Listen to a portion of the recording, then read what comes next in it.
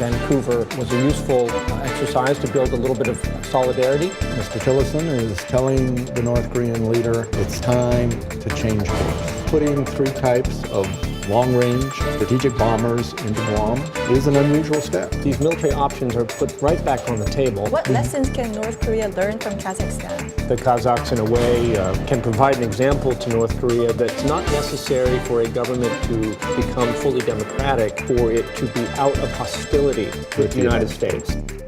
From the Voice of America, this is Washington Talk. Hello and welcome to Washington Talk. I'm Eun-jang Cho.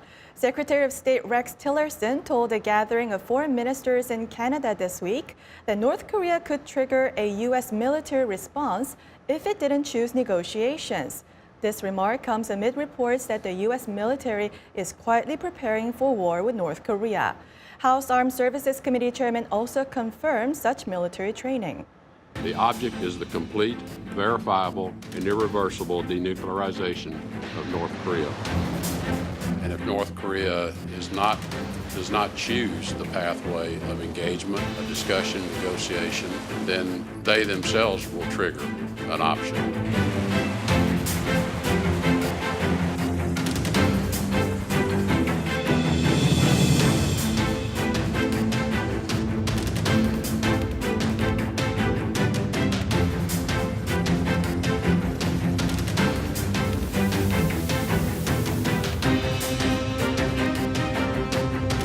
Option.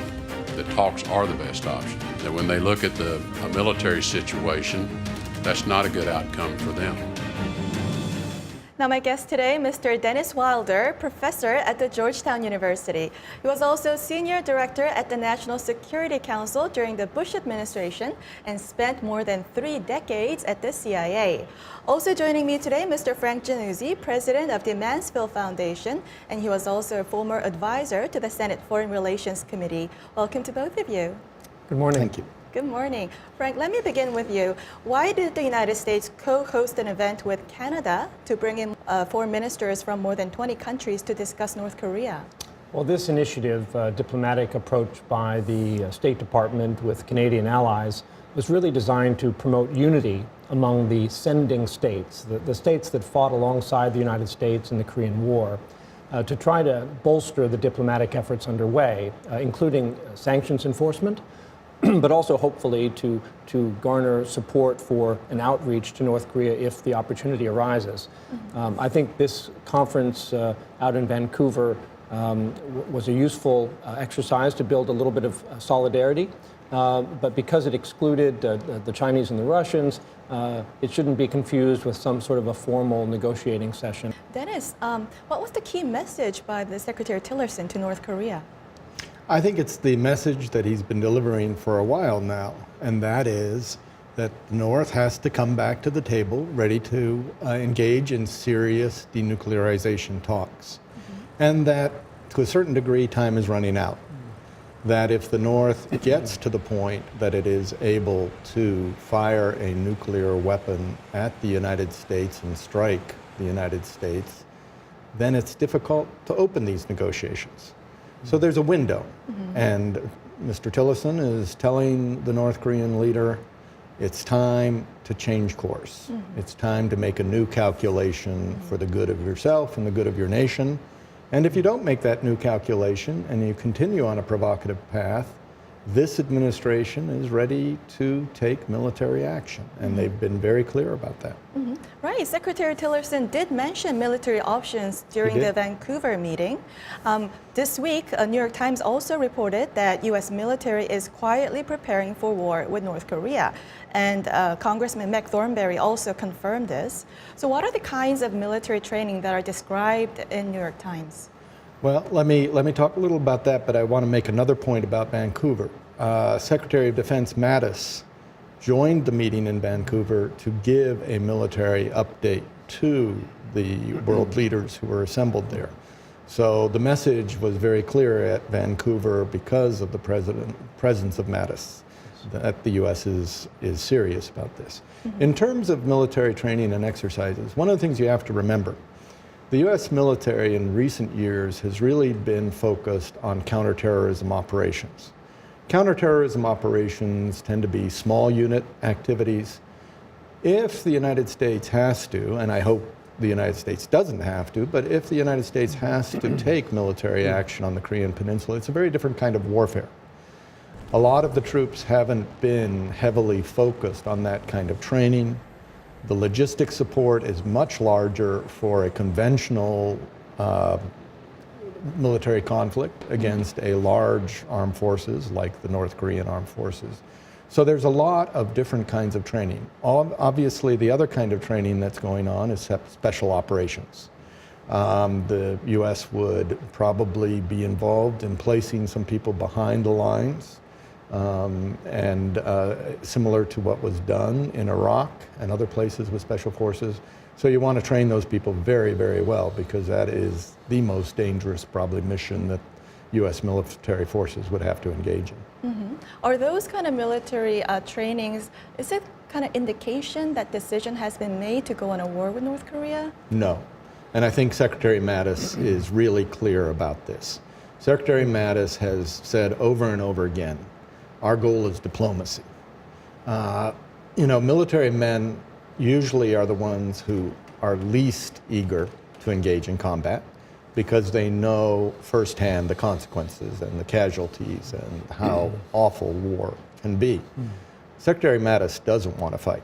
On the other hand, he has an obligation as head of the Defense Forces of the United States to make sure that they're prepared if they're called on. So what you're seeing right now is preparation and making sure that if the call comes for the U.S. military to act, that it does it in the most effective and efficient means possible. Mm-hmm. Frank, what would be some of the U.S. military options on North Korea? Well, the options that are being talked about openly are what I would sort of call the Goldilocks option, something meaningful enough that it might degrade North Korea's ballistic missile and nuclear capabilities, but something that would stop short of signaling to the North Koreans a general offensive that threatens the survival of the North Korean state. It's a very tricky thing to get right. I think there are some people in Washington who may believe that we could surgically eliminate the North Korean ballistic missile and nuclear programs. That's not the case.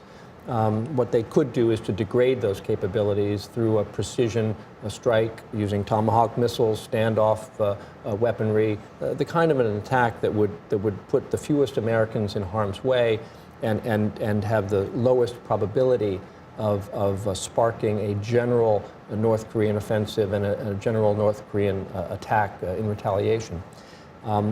But we shouldn't kid ourselves. Any military option, even a very limited strike of just a couple of cruise missiles on a missile platform, carries risks, both to the U.S. military, but more importantly, the risk of escalation. Dennis, there's a significant military buildup going on right now.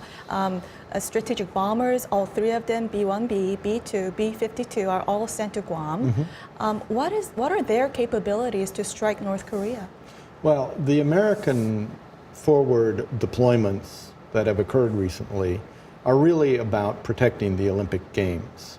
And I think that you have to remember that every Olympic Games, we worry greatly about the security of the athletes, not only because of, in this case, the North Korean threat, but terrorism in general. So what we are seeing right now is a buildup of forward deployed forces, not only the bombers to Guam, but also there are going to be 3 carrier battle groups in the Western Pacific during this time period. As to the forward deployment on Guam, I think it's a signal to the North Koreans of the seriousness. And the way they're testing it is to say to Kim, survival or nuclear weapons? Which is it? And the only way that you can make that credible is by showing military power and by putting real military teeth into that argument.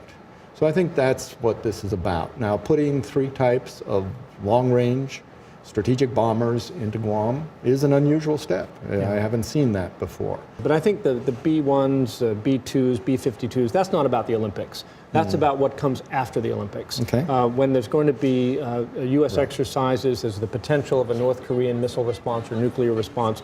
So, you know, the special forces and security for the Olympic period, I agree very much that's a normal thing. But these strategic assets being put in place, I think, are really preparing for a post-Olympic period where if there's no peace talks underway, if there's no security talks underway between North Korea and the United States, then at that point, these military options are put right back on the table. Right. And I think that the United States wants to be prepared for that eventuality. I absolutely agree. I think that the American position is that these talks didn't change the fundamentals, that just having a North Korean team at the Olympics doesn't mean anything has been solved and doesn't mean this crisis has been eased. Going back to the capabilities, those bombers, strategic bombers, how much damage can they do to North Korea? How soon can they reach North Korea? Well, it's very easy to calculate how long it takes to go from Guam to North Korea, and we know the cruising speeds of these aircraft. Depending on their weapons load, it's about a 4-hour trip. But remember that these exercises are ongoing. The joint exercises may not be occurring, but American bombers have been flying training missions along the North Korean coast for some time. In terms of what they can carry, one of the systems only carries conventional weapons, but I'll have to say that that conventional bomb that carries is what we call a bunker buster, the biggest bunker buster we have, and it was designed in part to bust these big tunnels that the North Koreans have. And so I think the North Koreans are probably very focused on that particular aircraft and that particular capability. Obviously, they can carry nuclear weapons. I don't think the U.S. has any intention of using nuclear weapons in this conflict. But one of the things you need to understand, too, is they don't need to fly over North Korea. These are what we call standoff weapons. You can fly them well outside of the 12 nautical mile territorial limit. And of course, we've seen this done against Syria with Tomahawk missiles. These aircraft have similar capabilities. Well, we'll have to wrap up here and move on to our second discussion. Kazakhstan President Nursultan Nazarbayev visited Washington this week and offered to help the United States in efforts to denuclearize North Korea. He said Kazakhstan has a moral right to talk to nations seeking nuclear weapons. Kazakhstan once possessed the 4th largest nuclear arsenal in the world, but voluntarily gave up the weapons.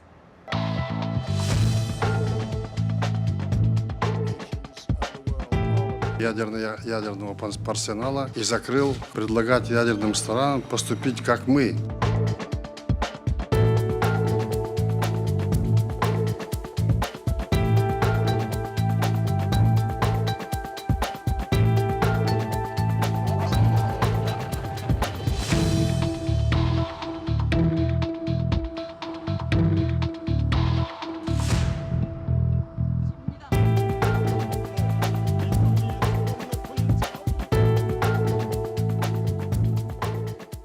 Now, Frank, briefly tell us, how did Kazakhstan denuclearize after the fall of the Soviet Union? Well, you know, the Kazakhstan case is so fascinating because they basically inherited a nuclear arsenal from the Soviet times. They did not, as a nation state, commit themselves to building this arsenal in the first place, but then they found themselves in possession of it. And through diplomacy with the United States, with NATO, and through the Nunn-Lugar process, the Kazakhs decided voluntarily to get rid of their nuclear weapons, and in exchange for various forms of assistance, including taking those scientists and the technical personnel who were involved in nuclear activities in Kazakhstan and finding peaceful employment for them. A similar kind of program has been offered in the past to North Korea. It could be part of a hypothetical formula for denuclearization of the Korean Peninsula in the future. And I think it's useful that the Kazakh president is offering to play some role here. I think other better examples might be South Africa, which voluntarily gave up their nascent nuclear weapons program to be a part of the international community and not be a pariah state. But I think that anytime you have a nuclear power that voluntarily abandons that capability in exchange for other forms of security and economic benefit, it's a good model for the North Koreans to think about. On that point, Dennis, what lessons can North Korea learn from Kazakhstan? Well, you know, I very much am interested in this idea of having other countries talk to the North Korean. I have found in the past, and we found this in the Bush administration, that sometimes it's much more effective to have others sending the message than the United States. And in this case, the Kazakhstans have a very positive story to tell. Not only did they give up their weapons, but they actually are the first nuclear fuel bank in the world under the IAEA. In other words, if other countries need fuel for nuclear power, they can provide it from Kazakhstan. It's a good thing that the Kazakhs, in a way, can provide an example to North Korea that it's not necessary for a government to become fully democratic for it to be out of hostility with the United States. This is an example that Vietnam can also offer to the North Koreans. Right. Well, how about that argument by North Korea that looking at Iraq and Libya, how the regime fell after giving up its weapons, that's North Korea's logic of not giving up their weapons. But how those two countries, Iraq and Libya, compare with Kazakhstan's case? Well, look, the North Koreans have a point. The United States is still technically at war with North Korea. And the North Koreans do view their nuclear weapons system as the ultimate guarantee of their survival and their security against what they perceive to be a U.S. threat. And if I were a North Korean leader looking at Gaddafi and looking at what happened to Saddam Hussein, I'd be worried too, that if I completely disarmed, absent some security guarantees and a peace treaty and a more normal relationship with the United States, that my fate might follow the fate of those leaders. But I think the United States has always been willing to try to address comprehensively the issues on the Korean Peninsula. And the real question is about sequencing and timing and how this is arranged. Well, I think I'd put one caveat on this, because I've never bought this argument completely. If you look at Iraq, we thought that Saddam Hussein had weapons of mass destruction, and we attacked Iraq. So it isn't a case that the weapons of mass destruction, if he had had them, were protecting Saddam Hussein. It was quite the opposite, that the United States made a decision, it turned out wrongly, that it needed to go in to end his weapons of mass destruction programs. So I'm not sure. We might have made a different decision if we thought they had an operational nuke on an ICBM. I don't know. We were prepared to deal with a very serious chemical threat in that situation. I think this is an excuse. One of the things that I would point to, and others more eloquently have pointed to this, who creates the hostile atmosphere on the Korean Peninsula? Who has taken hostile action against the other side in terms of military? The Chonan sinking, incidents along the DMZ. Really, when you look at the history since the Korean War, it's pretty hard to make a case that we are militarily threatening the North with destruction, right? Well, we'll have to move on to our next segment. Now time for the photo moment, a time to look at an interesting North Korea picture. The photo today shows an adult lowering a child into a manhole for protection in Hawaii. Last weekend, Hawaiians got a false alarm of an imminent missile attack. The false alarm was corrected after 38 minutes, and millions of Hawaii residents and tourists were in fear, panic, and tears. This was a human error, and the Federal Communications Commission is currently conducting investigations. Frank, what's your reaction to this photo? Well, it just brings home the reality of the world that we're living in now. But all I could do is picture, my family and my daughters in this situation and how we might have responded. It's something that mustn't be repeated as a false alarm, but it's a reality the United States needs to prepare for. Dennis? Well, I think one thing it brings up is that local governments, state governments, are trying to deal with an issue that they don't know how to deal with, quite frankly. So I think we at the state and national level have to have some serious discussions about, if you're going to warn people of something like this, what really can they do to protect themselves, and what do we need to create in terms of fallout shelters and other things, like they have, frankly, in South Korea and Japan. Maybe we have to think in that direction, but we haven't done it yet. Well, that's all the time we have for this week. Dennis, Frank, thank you for joining us. It was a pleasure. Thank you very much. Thank you. And this was Washington Talk from VOA, and I'm Eunjung Cho. Thank you for watching.